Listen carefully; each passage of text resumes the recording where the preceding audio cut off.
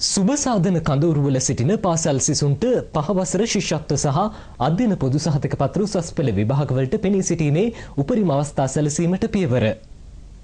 මේ සම්බන්ධයෙන් විධිමත් වැඩපිළිවෙලක් ක්‍රියාත්මක කිරීමට විභාග දෙපාර්තමේන්තුව ඉදිරිපත්ව සිටී. මන්නාරම සහ වවුනියාව සුබ සාධක කඳවුරුවල සිටින ළමයින් පිළිබඳ තොරතුරු එක්රැස් කිරීම මේ දිනවල සිදු කෙරේ. ඒ සඳහා හමුදා ප්‍රධානීන්ගෙන් සහාය ලබා ගන්නා බව විභාග කොමසාරිස් ජෙනරාල් අවශ්‍ය තොරතුරු කඩිනමින් ලබා දෙන ලෙස ප්‍රාදේශීය ලේකම්වරුන්ටද දැනුම් දී තිබේ.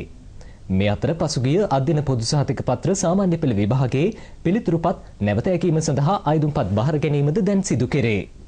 නව නිර්දේශය යටතේ පෙනී සිටි සිසුන් ලබන 30 වනදාට පෙර අයදුම්පත් ඉදිරිපත් කළ යුතුයි. පැරණි නිර්දේශය යටතේ පෙනී සිටි සිසුන් ලබන මැයි මාස 10 වනදාට පෙර පිළිතුරුපත් නැවත ඇගීම සඳහා අයදුම් කළ යුතු බව අනුර ඉදිරිසිංහ මහතා දැනුම් දෙයි.